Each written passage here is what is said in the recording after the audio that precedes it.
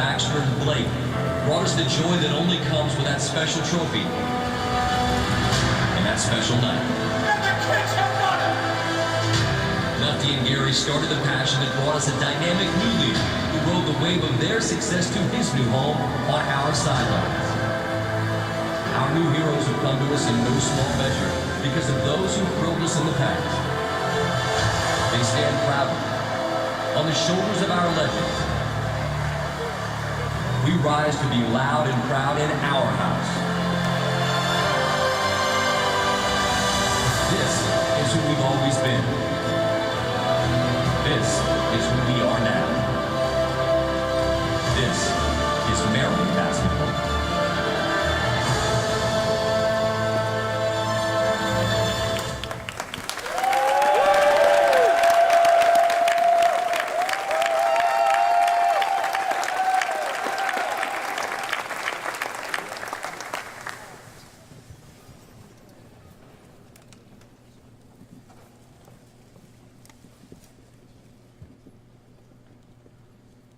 Before we start, cell phones off, please. Thank you. Happy to have everybody here today. My name is Johnny Holliday. A very special day at XFINITY Center for a very special event as we enter a new and exciting era of Maryland basketball. On stage today is University of Maryland President Darrell J. Pines and the Interim Barry P. Gossett Director of Athletics, Colleen Sorem. And you'll no doubt notice a new face on stage today with us, a face and a name that's going to be synonymous with Maryland men's basketball for many, many years to come. To get us started today, I'd like to welcome to the podium the Interim Barry P. Gossett Director of Athletics, Colleen Sorem.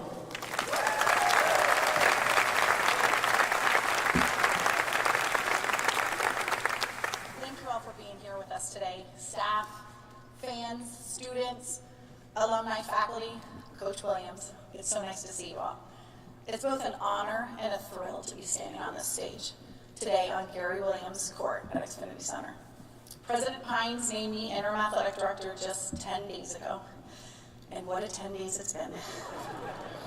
During both of our basketball programs advanced to the Sweet 16. Let's hear it for our Turks, Coach Freeze, and our men's basketball team. It was such an exciting year for both teams, and to watch them finish just a great year. And of course, over the past 10 days, we conducted a search for our new head men's basketball coach.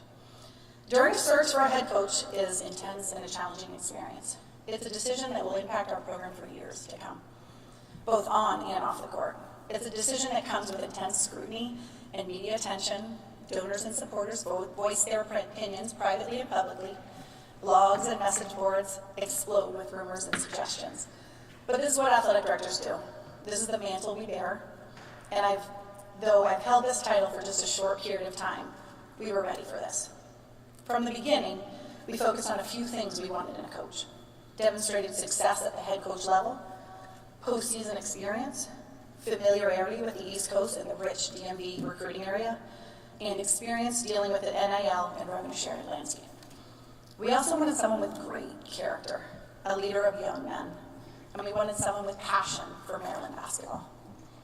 Against that framework, we got to work, evaluated over 30 talented and successful coaches, and one name immediately rose to the top, a man that checked all of our boxes. During that same time, some of our most valued and trusted supporters suggested names for our consideration, and from all of those lists, only one name was on everyone's list, and it was the same name that was already sitting on the very top of our list. That man, that coach, was Buzz Williams. Buzz has been a success everywhere he's been. At Marquette, his teams made 3 Sweet 16 appearances and 1 Elite 8 appearance. At Virginia Tech, he added another Sweet 16. Buzz most recently coached at Texas A&M, leading the Aggies to the NCAA Tournament in each of the last 3 seasons. And he was named the SEC Coach of the Year twice, in 2020 and 2023. And listen to this is an unbelievable stat. Buzz has won at least 100 games at Marquette, Virginia Tech, and Texas A&M. Here at Maryland, he has the historic opportunity to be just the 3rd coach to win 100 games at 4 Division I schools. Let's guess who the other 2 are. First one, Steve Alford. Second one, our very own Lefty Drizel.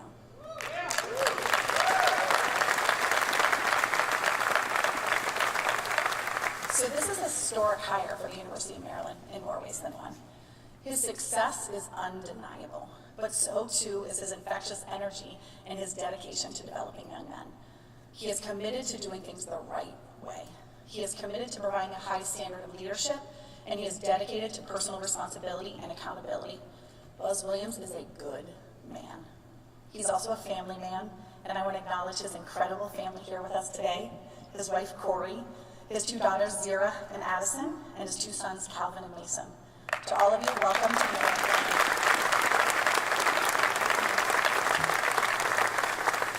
Buzz and I share high expectations. We intend to position our men's basketball program to compete year in and year out for conference titles and national championships, because that's what Maryland basketball is all about. We will provide the resources Buzz needs to win, and we will win. It is my great privilege and honor to officially introduce to you the new head coach for Maryland men's basketball, Buzz Williams.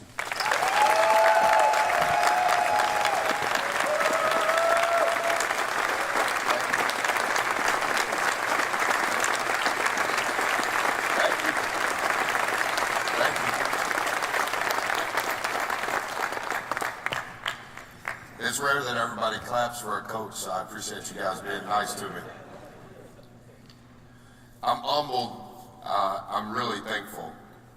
And I want to go a little slower than I normally do because I want to make sure that I articulate all of the emotions that have transpired over the last 48 hours. Dr. Pines, Colleen, Coach Williams, all of the departmental staff members, other coaches, distinguished alums, the people that I know, the people that I don't know. I appreciate you taking time to be here. You guys have heard this before. Life is often measured in time.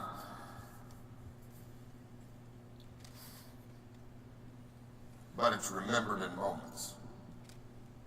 And so, in a genuine way, in an humble way, I am grateful that my family has an opportunity to be a part of this moment.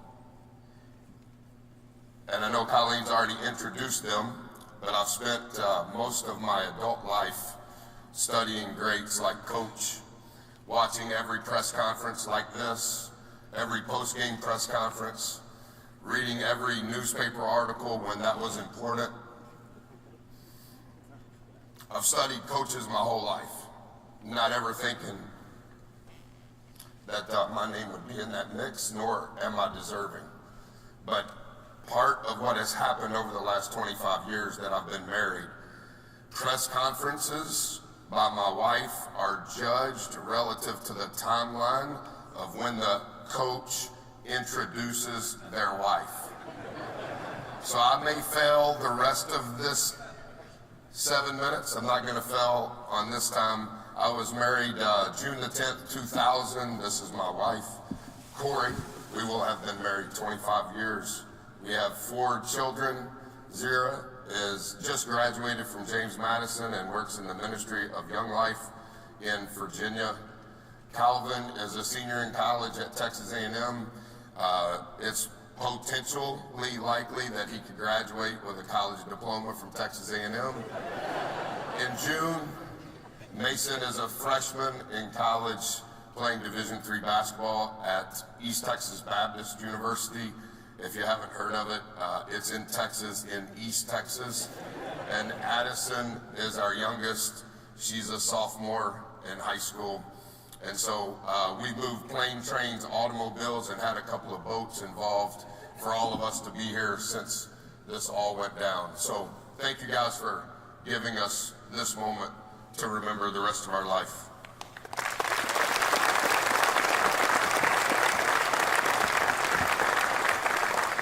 It's, you guys know differing pieces and differing levels of this, and everybody has different opinions on what's right, what's wrong, what it should be like, but it's known that everything has changed. And I'm not talking about who now sits in this seat, just talking about the business of college athletics.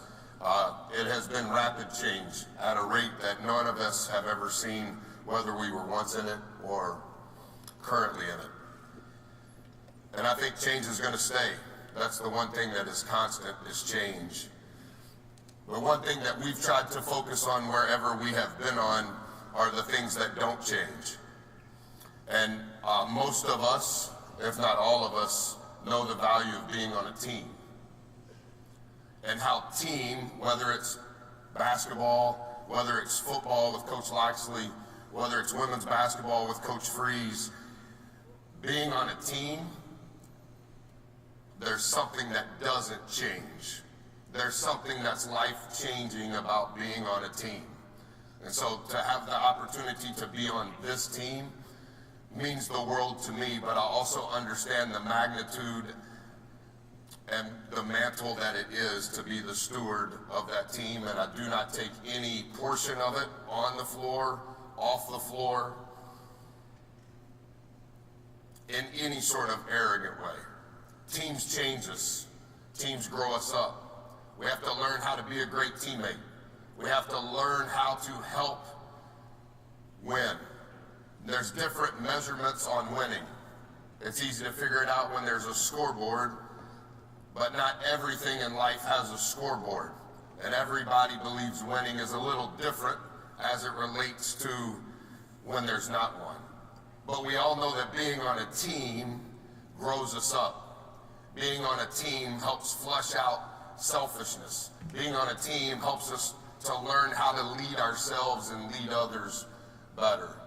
And so of all of the change that's happening in college athletics, some of which we have good things to say, some of which we may have differing thoughts on, we can spend ad nauseum time on that. But to talk about what has been created for all of the teams we've been on, those are some of the fondest memories we ever have had. And so teams can be a basketball team. Team can be men's basketball within the athletic department. Teams can be men's basketball within this institution. This team relative to this state. There's a lot of lenses, in my opinion, in how you can view a team. And as best I can understand as of this moment in time, whatever it's been, 4.5 hours since I've been on this campus, I understand the magnitude and the responsibility that comes with it. And I can assure you that from the intent of my heart and the best way that I can will represent all of those teams in a way that will be honoring and respectful and show great reverence to the former players, the former coaches, the things that have been created, nor do I think that it's because that's how I got the job.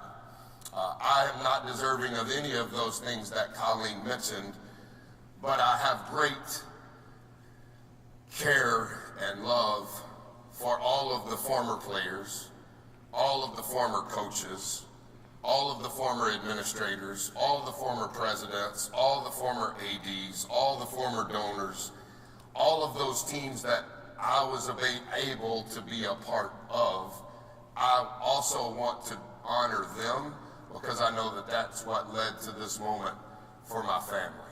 And to have an ego and think that, oh, look at this, I don't think that's the type of team that represents this institution or this program in the right way. And so it's a delicate act on how to be honoring and respectful of what has been created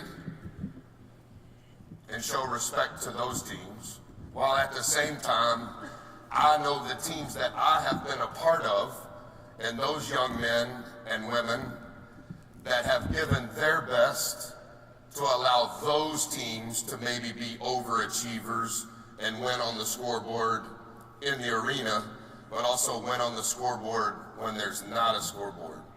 And so all I can tell you is I understand.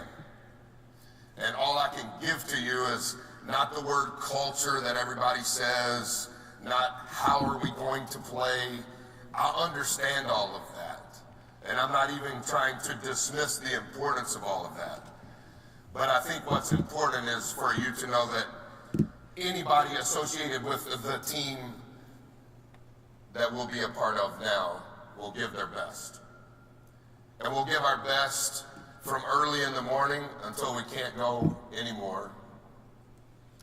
And all of us will have an insatiable desire to figure out how to change our best. Because staying status quo, we know, is never good enough. And so we'll give our best, and we need every opportunity for our newest team to learn about the former teams. And we need to develop growth and trust and life-changing relationships on the new team so we can be the best team.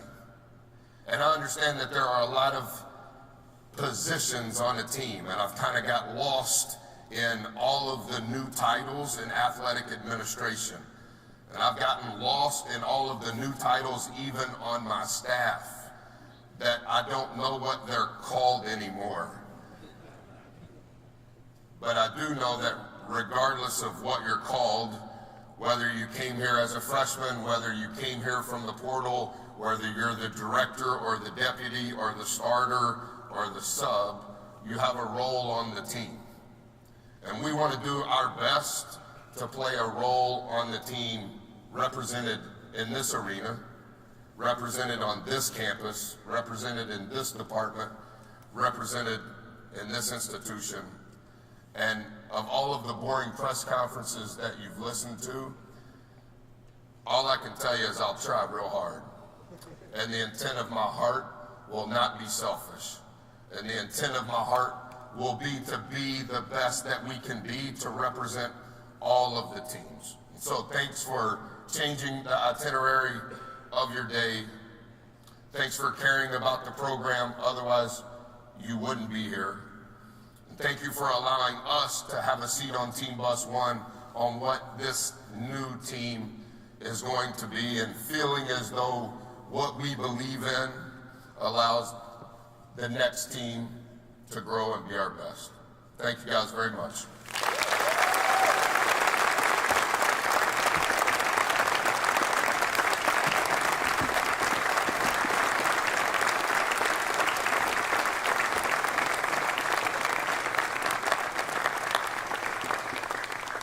Well, Buzz, I know who you are. You are the head coach of our Maryland men's basketball team. Let's give them a round of applause. I would like to ask Colleen to come and join me here at the front of the stage with Buzz as she anoints him with his jersey. Thank you. Oh, well, it's got my name on it and everything. Thanks, Mr. Equipment Manager. Thank you. Yeah, take a good picture.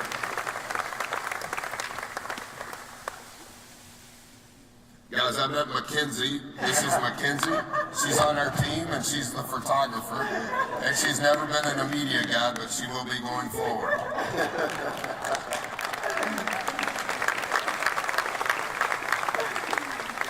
Well, first and foremost, I would be remiss if I do not acknowledge Coach Freeze and our men's basketball team and women's basketball team for their incredible Sweet 16 run. How about a round of applause for them?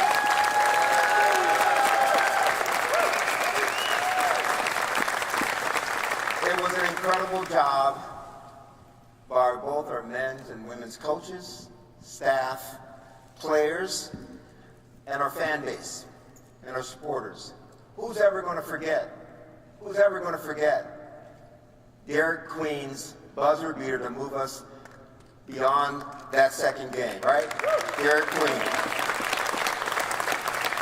Who's ever going to forget now? Sarah Tibasu's three-pointer to send us into the first overtime. Whew. Congratulations, everyone. Maryland athletics is an important part of the University of Maryland community. Some have called it the front porch, the most visible part of our campus. And athletics plays such an important role to our brand and our reputation and our fundraising and our alumni and engagement and even admissions. Being successful in athletics lifts the spirits of the entire Terrapin community. That's why it's so critical to find the right person to lead Maryland's men's basketball. And I could not have found a better partner in doing this than Interim Athletic Director Colleen Sorem. How about a round of applause for Colleen? Less than 2 weeks ago, I named her Interim Athletic Director because I had complete confidence in her abilities to lead the athletic department in this time period. And that confidence has only strengthened as we have navigated this process together unexpectedly over the last 12 days. Her professionalism and methodical approach to this search process is the reason we are all here today, celebrating this new hire. Please join me once again to give Colleen another round of applause for her leadership. There are many reasons why Coach Buzz Williams is up here on this stage with us today. There have been a legacy of men at this institution in this program by the surname of Williams, who have provided the foundation of success of our men's basketball program. And they are Walt Williams, Buck Williams, Jordan Williams, and of course the legendary Gary Williams himself. How about a round of applause for Gary?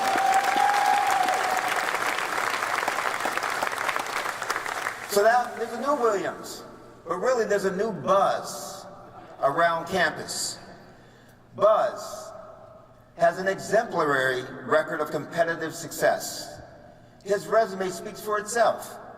But during the search process, we all dug deeper to find the right coach.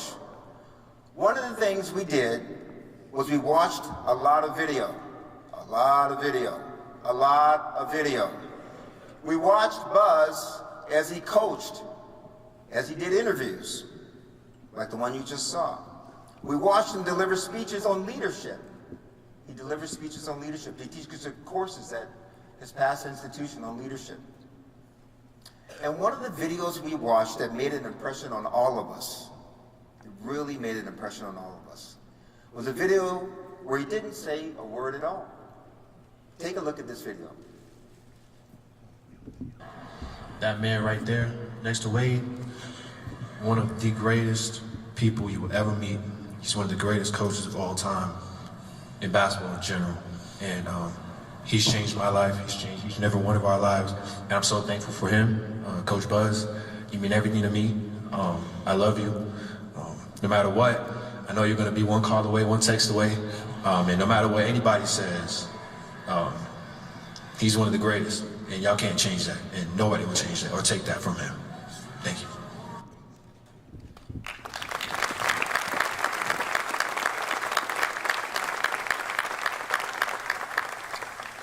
What a better testament to the man that is Buzz Williams than to hear it directly from one of your own players. That's proof of Buzz's demonstrated commitment to providing leadership and the development of student athletes.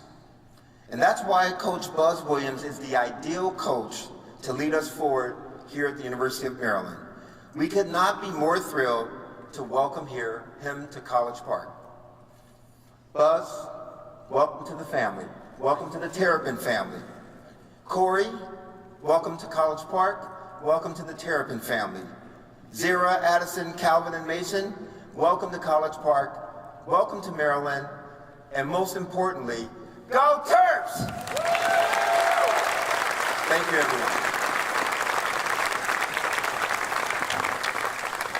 We're going to have time for a few press conference questions here from the media.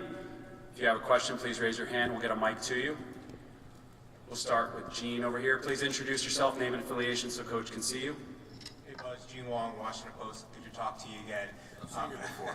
Yes, I've seen you before too. You mentioned change being a constant. Just along those lines, what is your vision of constructing the roster that figures to look a lot different from the one that we had this year?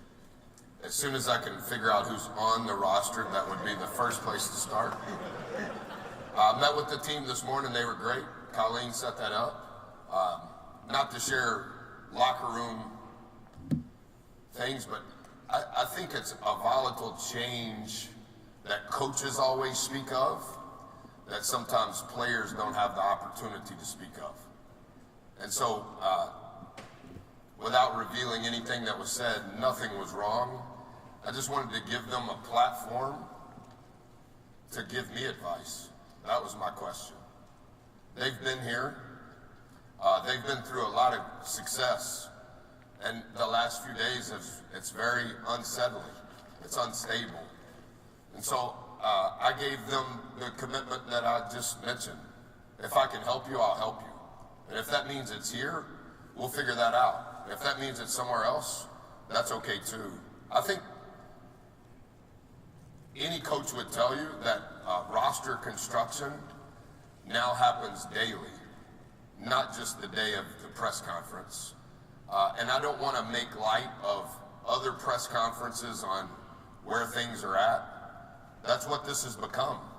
And change is going to be daily. I need to evaluate who's on the team. I need to hire a staff. But we need to be very thoughtful about who joins our team, not only for this year's team, but does it make sense for now and in the future? And does it fit what we want our program to be about? And does it fit how we want to play? And so it's transparently the last 32 hours I've done no recruiting. And so I would say that there's been 700 people go in the portal since that time. So I don't know the latest. And at some point, maybe today, I can get to it. All right, we'll go on the right-hand side. Ed Lee. Ed Lee with the Baltimore Sun. Buzz, you just mentioned how unsettling these past couple days have been for Maryland. You just took Texas A&M to 3 straight NCAA tournament appearances. What influenced you to decide to take this position? Yeah, all of that is emotional.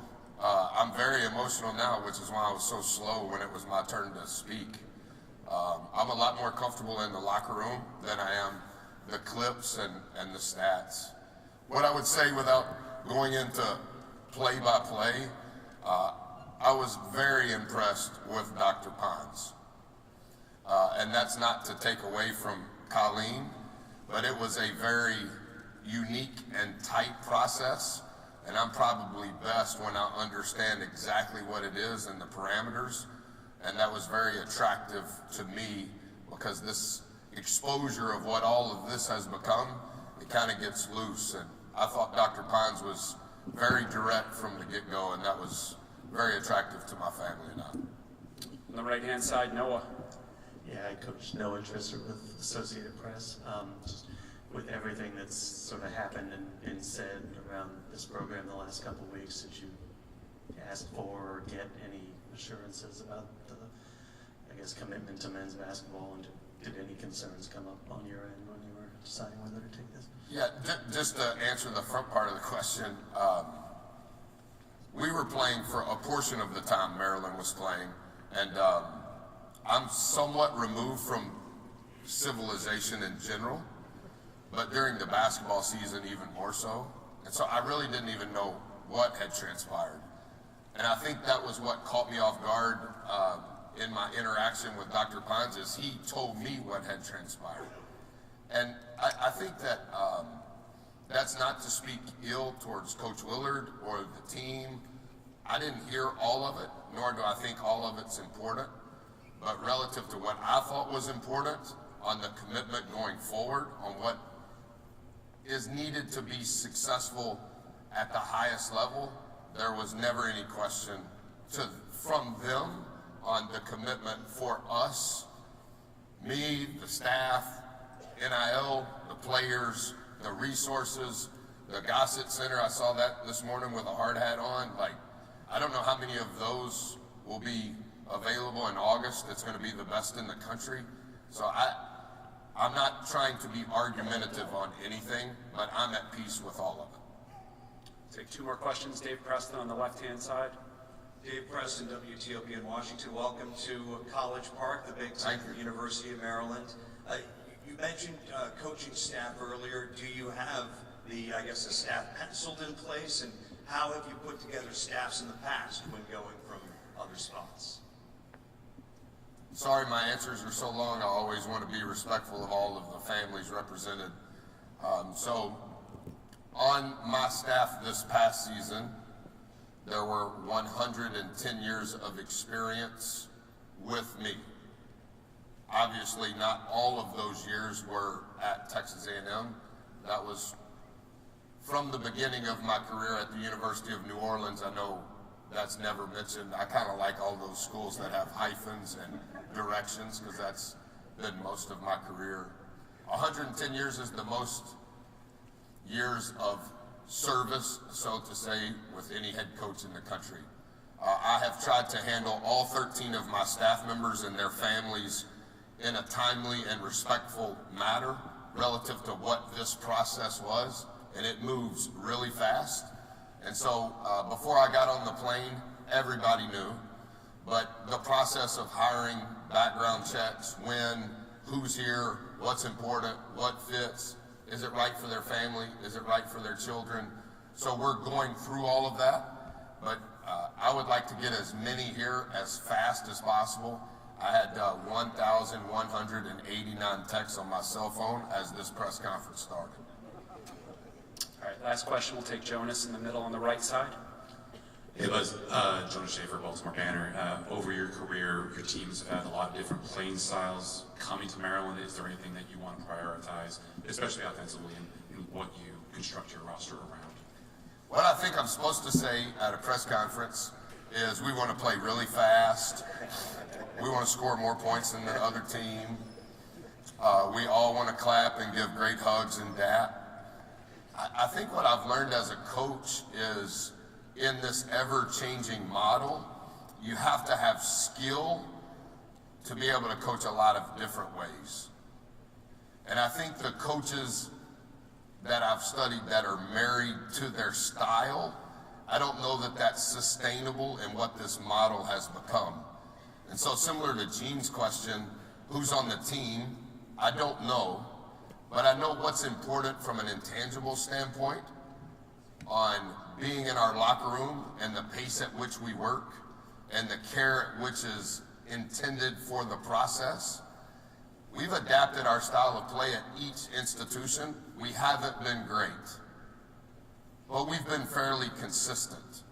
And we have walked into scenarios where you were starting from ground zero and somewhat created and manufactured a way to be okay. And we always want to do better, but like how we played at Texas A&M was completely different than how we played at Virginia Tech. Different league, different scheduling, the net wasn't involved, the pace, all of those things are different. But I also think that what we've done a little bit, some of the smart people on my staff the last 30 hours is I want to make a good decision on how the league, what's important in the Big Ten. We've never coached in the Big Ten, so I want to have some context on what that is. I think the coach's job is to get the best players that fit the people you want to be around, and then figure out how to put them in a position to be as successful as they can be. All right, with that, we'll conclude the press conference. We'll take time to do some one-on-ones with television. Great day to be a Terp. Thanks again, everybody. Go Terps!